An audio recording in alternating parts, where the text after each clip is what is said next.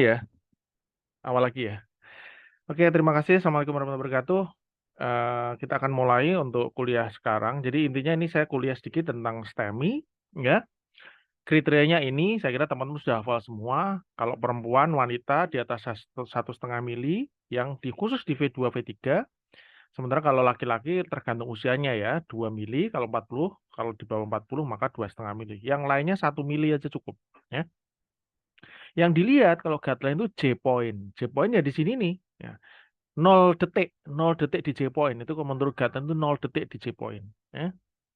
Nah, ini J point ya, ini J point agak elevasi, ini depresi, ini elevasi ya, ini J point. Yaitu pertemuan antara QRS dengan segmen ST ya, itu J point. Nah, ini yang klasik STEMI. Khas banget ya, J point-nya di sini dan ST elevasi. Ini khas banget. Saya kira teman-teman nggak akan salah deh ini ya. Ini kita angiografi, kita PCI. Ini juga teman-teman pasti khas banget melihat ada ST elevasi di 2, 3A VF. Ini STEMI inferior, ventricle kanan, posterior ya.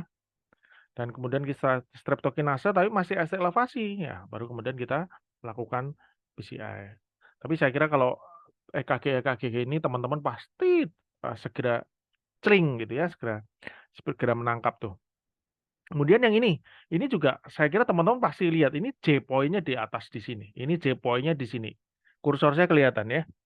Oke, jadi pasti di sini. Nah, ini teman-teman bisa lihat. Nah, ini pasti STEMI ya.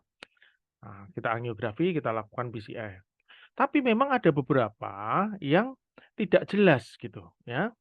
Nah, misalnya sangat early simptomnya, onsetnya masih early, kadang-kadang adanya namanya hiperakute. Kemudian ada beberapa yang tidak kelihatan, misalnya pada sirkumflex ya, sirkumflex arteri atau vein graft-nya yang kena atau left main kadang-kadang itu nggak terlalu jelas banget gitu ya. Nah, tetapi ini kalimat terakhir daripada guideline adalah pada kasus-kasus yang kita sangat curiga, maka primary PCI ya. Primary PCI merupakan strategi pilihan. Ini juga sama, hampir sama. Ini guideline yang terakhir bahwa intinya merupakan berdasarkan ECG itu kadang-kadang ya, challenging ya. Nah, kemudian meskipun STEMI itu merupakan paling sensitif, tetapi ada beberapa yang lain yang kita harus pikirkan ketika sugestif ya. Jadi intinya ya reperfusion kita pikirkan segera ketika betul-betul kecurigaannya itu besar gitu ya. Nah, itulah kenapa beberapa teman dari emergency medicine itu menganjurkan suatu kriteria OMI, occlusion myocardial infarction. Bukan ST elevasi aja, tapi kalau udah ada tanda-tanda walaupun tidak ada ST elevasi itu harus segera dilakukan tindakan. Cuma tindakannya apa? Itu nanti pertanyaan. Jadi ya ini dari penelitian tadi bahwa intinya ada beberapa kriteria yang walaupun tidak benar-benar positif, tapi ternyata dia oklusi gitu. Apa? Nah, ini subtle STEMI. Jadi nggak masuk ke ST elevasi sampai 1 mili. Mungkin ST elevasinya hanya 0,5 mili. Atau di V2, V3 nggak sampai 2 mili. Tetapi dia sebenarnya ada proses ongoing occlusion. Kemudian hiperakute wave termasuk De Winter dan lain-lain ya. Jadi misalnya contoh pasien ini.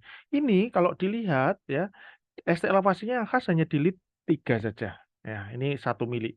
Tapi di lead 2, lead 1 itu hanya 0,5. Jadi nggak bisa. Ini pasti betul suatu diagnosa STEMI. Tetapi ada ST depresi di 1 AVL. Nah, ini. ST depresi resiprokal di 1 AVL. Jadi walaupun ST elevasinya tidak sangat khas banget, ini ada hiperakute, dia nggak sampai 1 mili, tetapi ini occlusion. Karena kita lakukan angiografi, ternyata ada oklusi di right coronary artery. Ya. Oke. Nah, ini juga penentuan J point yang mau kita ukur itu juga ternyata bervariasi dan mengakibatkan kepekaan kita terhadap kriteria STEM itu juga berbeda-beda. Jadi ada penelitian melihat J point mana? J0, 10, 20 sampai 80 gitu. Nah, ini misalnya kita pakai ECG strict, jadi di J point aja ya ini jelas STEMI. Diketahui bahwa LAD occlusion di angiografi ya. Sementara yang ini ST elevasinya jadi di LID 3 aja ya, di LID 3. Ternyata merupakan RCA occlusion ya. Karena ada ST depresi di V2, V3. Kemudian ini ini ST elevasinya hanya di V2. Sebentar, V3-nya saya kok ininya harus ke atas ya. Lihat ini, V2 aja yang ST elevasi, V3, V4 ST depresi. Tetapi ini apa? Nanti kalau teman-teman belajar lagi nama De Winter sign. Ini ada LAD occlusion ternyata ya. Kemudian sebentar. Nah ini. Kemudian ini nggak ada khas ST elevasi yang jelas, tetapi ternyata LCX-nya oklusi. Ya. Kemudian ini ECG-nya, ST elevasinya usianya ini masih muda, nggak sampai 2,5 mili. Ya, ternyata karena tidak masuk kriteria, nggak dilakukan segera sitoangiografi, miss akhirnya. Ya, ternyata LAD occlusion, tapi udah terlambat karena kita terlalu strict pada guideline. Jadi, dan ada beberapa tanda lain saat tadi sudah disebutkan oleh guideline yaitu hiperakute. Hiperakute delay. Oke.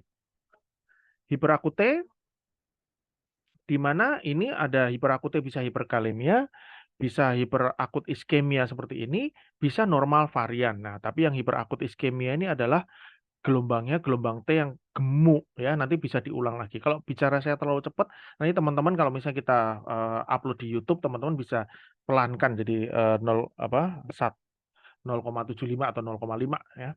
Nah, ini juga dari buku bedside ECG. Nah, ini hiperakute di mana gelombang ST elevasinya belum jelas banget gitu ya. Tapi ini hiperakute, hiperakute. Nah, kemudian baru ketika kita lakukan apa namanya? EKG serial baru kelihatan berubah dia. Nah, ini jadi berubah jadi ST elevasi. Sebenarnya kalau kita sudah menemukan di apa namanya? Saat ini yang A ini kalau kita punya angiografi, maka kita bisa melakukan angiografi. Nah, cuma pertanyaannya gimana dok dengan streptokinase? Itu masih pertanyaan tuh ya. Oke, nah ini berapa sih hiperakute yang perlu dicurigai ya? Ini masih perdebatan macam-macam, tapi overall ada beberapa ahli yang bilang kalau di atas 75% dari amplitudo QRS ya, ini QRS dari awal sampai akhir di atas 75% itu benar-benar suatu hiperakute dengan bentukan yang tinggi dan gemuk. Nah, kemudian ada beberapa pattern dari The Winter ya. Teman-teman, ini udah pernah saya ceritakan juga di mana ada ST depresi kemudian ada gelombang T yang tinggi. Ternyata kita angiografi ya oklusi ini subtotal occlusion di sini ya. Oke. Nah, cuma pertanyaannya apa yang harus kita lakukan? Bolehkah melakukan trombolitik pada pasien-pasien yang ECG ST elevasinya tidak strict seperti di guideline gitu. Boleh nggak? Lah ini adalah penelitian ya di TRIBI trial penelitian udah lama banget tahun 94. Jadi pasien yang non-STEMI, even non-STEMI pada penelitian ini dilakukan trombolitik. Nih, ya. Kalau ada ST elevasi, ST depresi, T-wave changes, NISJ semuanya dilakukan invasif. Ada yang tipe A, ada yang placebo. Kita lihat hasilnya gimana. Ternyata tingkat kematian kalau pada pasien ya, kalau ini yang pada pasien yang tidak STEMI, tidak ada ST elevasi ya. Ini pasien yang tidak ST elevasi ternyata kita berikan trombolitik dengan placebo lebih tinggi pasien yang diberikan trombolitik. Jadi memang pada pasien yang ST elevasinya tidak strict sesuai guideline itu nggak boleh diberikan trombolitik ya. Tuh. Bentar. Ini agak delay sedikit karena apa ya? Bentar. Oke. Tik. Oke. Kenapa? Karena tipe trombusnya berbeda. Intinya tipe trombusnya berbeda di mana pada STEMI itu red thrombus sementara pada non STEMI itu white thrombus ya. Nah, dan ST elevasi itu biasanya betul-betul mampet occlusion, kalau ini biasanya partial occlusion. Dan ini adalah koktail saya untuk ACS ya. Nanti teman-teman bisa screenshot, bisa baca sendiri. Biasanya saya berikan isosorbit, kecuali kalau RV infak ya, dan tidak shock. Kalau shock nggak boleh ya. Isosorbit, aspirin, clopidogrel, itu udah rutin. Biasanya teman-teman ngasih clopidogrel. Tapi kalau primary PCI biasanya tak tambahin dengan ticagrel. Saya change langsung ke ticagrel kecuali high bleeding risk. Statin dosis tinggi, biasanya saya berikan heparin. Kemudian ACE inhibitor, bisoprol itu kita berikan di UGD tapi dengan sangat hati-hati. Kemudian kita lanjutkan dengan fibrinolytik atau primary PCI. Oke, so kembali ke soal kita, soal 342, laki-laki 62 tahun, panas 2 hari, ini panas ya. Batuk, menggigil, time-nya 39 derajat Celcius. Riwayat CKD memang, beliau ini kreatinnya naik turun antara 2, 2,5, 2, terakhir 2,3. Keluhan sesak, dada terasa panas saat menunggu admisi, jadi beliau ke UGD bukan dengan nyeri dada sebenarnya. Tapi waktu menunggu, kemudian nyeri dadanya, ada nyeri dada, di EKG dilakukan 2 kali ya, selangnya 30 menit. Ini ECG pertama. Ya, irama sinus, kita kira sekitar 110 kali per menit, aksesnya normal. Ada STT changes ya, jelas ada STT changes. EKG kedua seperti ini, almost near normal ya. EKG diulang 30 menit kemudian pasca pemberian paracetamol infus, keluhan nyeri udah nggak ada sekarang. Ada apa nih dengan pasien ini gitu. Oke, ini Mas Hendri, terima kasih dari Telegram udah jawab. Downsloping di lead inferior, ST elevasi di lead AVL. Beliau curiga STEMI high lateral ya. Atypical chest pain suspek STEMI high lateral. Tapi di EKG kedua kan normal. Nah, diagnosanya atypical chest pain suspek GERD. Nah, ini ada mungkin beliau juga ini opo ya jadinya gitu ya. Enggak apa-apa, itu it's normal. Jadi teman-teman yang menjawab di Telegram nggak usah kecil hati misalnya nanti ternyata diagnosanya salah, ya nggak apa-apa. Kalau teman-teman salah itu nggak apa-apa. Kalau saya salah itu nggak boleh ya. Oke, Mas Ikhwan itu menjawab ST yang pertama, ST depresi downsloping, benign early repolarization. Kemudian diagnosanya ini ada chest pain, non ST elevasi ACS, curiganya ada DD-nya perikarditis, kemudian ada ST elevasi konkav dengan PR depresi dan reciprocal diabetes. Nanti kita lihat ya, apakah ke arah perikarditis apa enggak ya. Sementara kalau yang di IG, kita lihat rata-rata menjawab sebagai STEMI. Ya. STEMI, tetapi kok EKG yang kedua normal. Nah, kemudian menjawab non-ST elevasi ACS, ada observasi chest pain. Jadi kalau STEMI, itu harus segera masuk cath lab.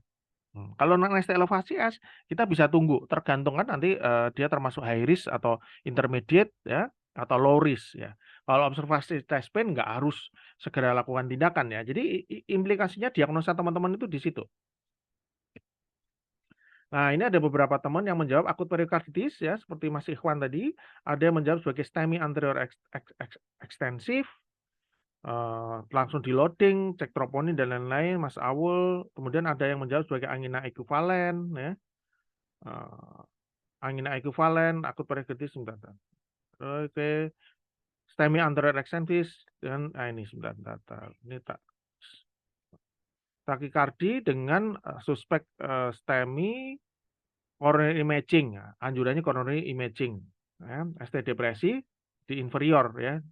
TOLTI ada yang curiga hiperkalemi, ada STEMI inferior ya, 2-3 AVF STEMI inferior. STEMI inferior sebenarnya inferiornya kan ST depresi ya, bukan ST elevasi ya. STEMI inferior, STEMI inferior. Oke, kita lihat apakah STEMI inferior. So, apa yang saya lakukan? Sebenarnya ini pasien itu kalau kita lihat itu jelas ada ST depresi, yang jelas khas pertama itu ST depresinya memang. Kelihatan jelas khas adalah ST depresinya ya, kelihatan. Mari kita lihat. Tapi ketika ada ST depresi di lead 3 AVF ya, maka kita haruslah berpikir satu AVL-nya ada ST elevasi enggak di situ.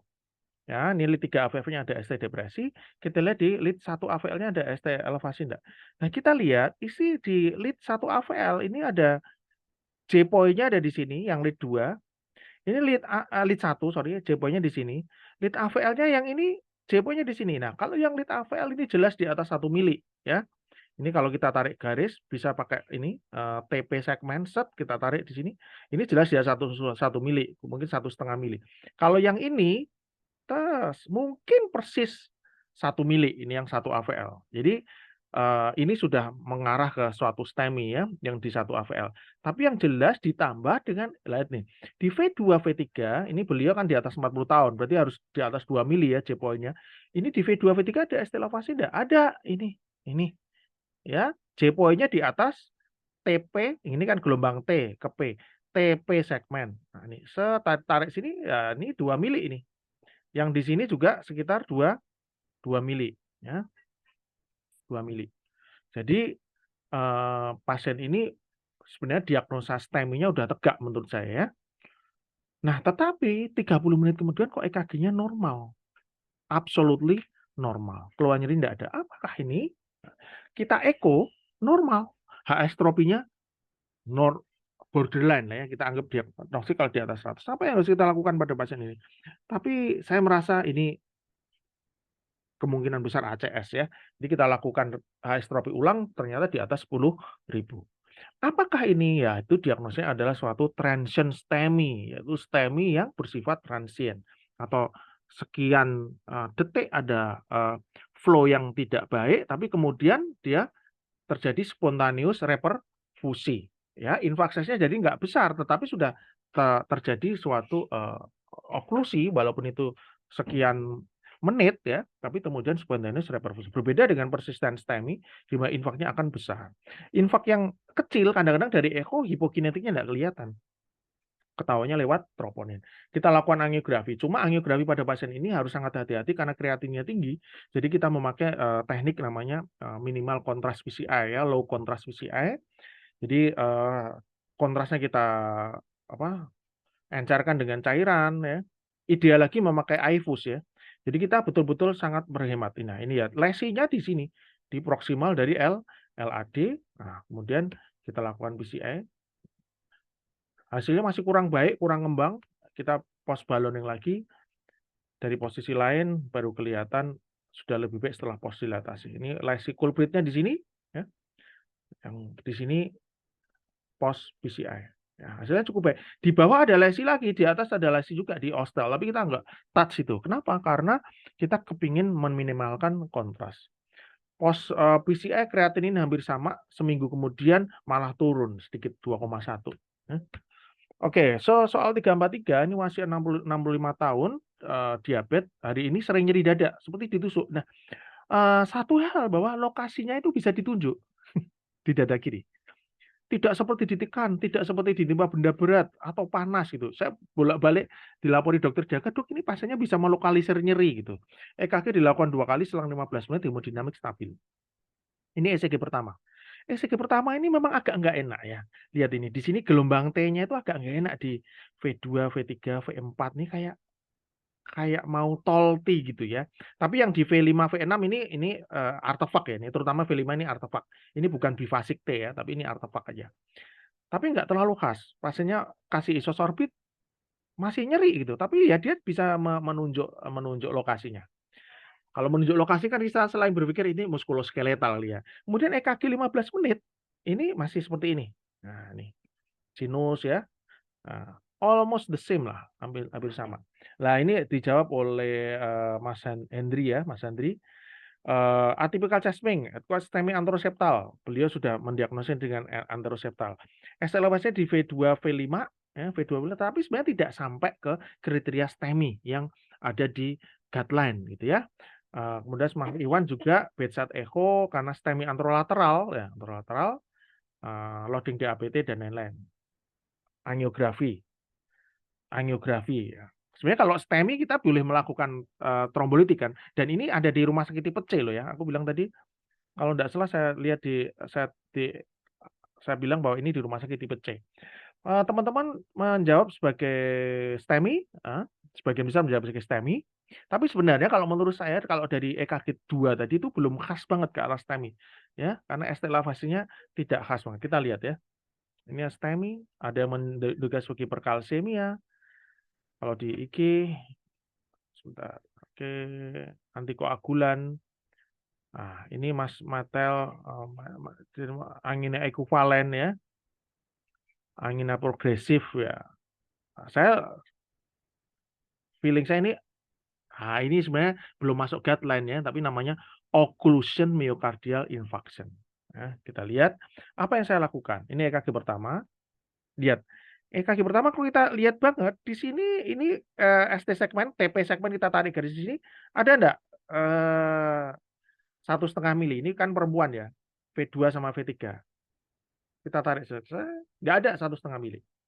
EKG kedua 15 menit kemudian lebih tinggi ya, mungkin kalau di sini saya sekitar 1 mili kalau di sini. Kalau yang di sini J point-nya kan di sini ya. Ini belum masuk juga gitu.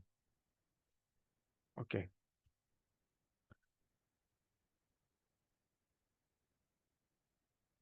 Apa yang harus kita lakukan? Di tempat lain juga, tapi ini early STEMI nih, pasti ini early STEMI, feeling saya gitu.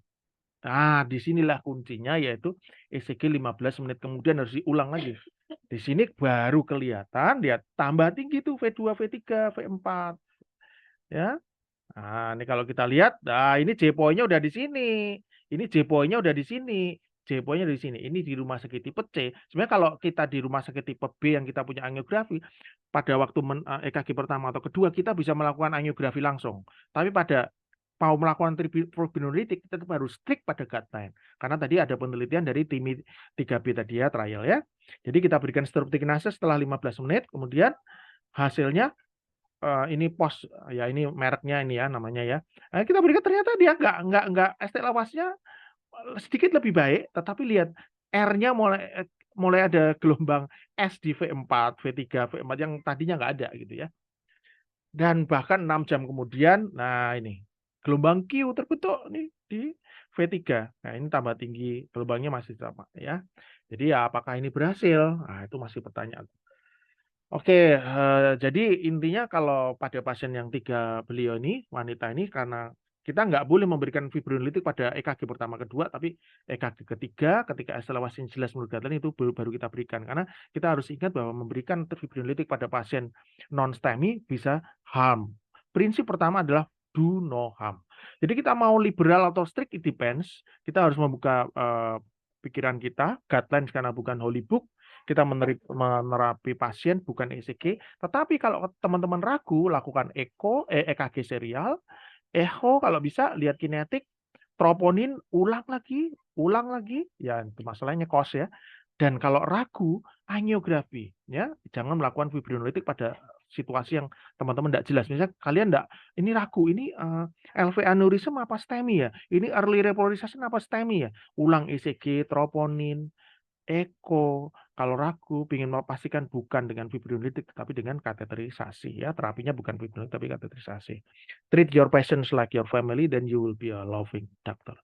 Terima kasih udah nonton, ikut ya video ini. Terima kasih. Wassalamualaikum warahmatullahi wabarakatuh.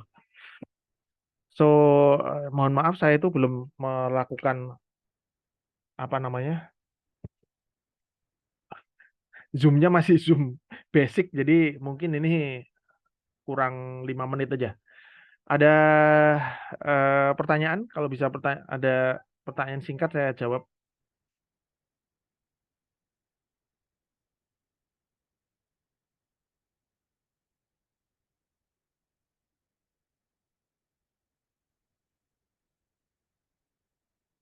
Oke, nggak ada ya. Oke, teman-teman yang mau minta materi nanti insya Allah ini saya share di YouTube, tinggal screenshot aja. Ambil aja di YouTube, nggak apa-apa, screenshot aja. Ya, saya kira itu semoga bermanfaat. Terima kasih. Wassalamualaikum warahmatullahi wabarakatuh. Mohon maaf kalau kemarin-kemarin agak kurang aktif karena satu dan lain hal. Semoga bermanfaat ya. Waalaikumsalam.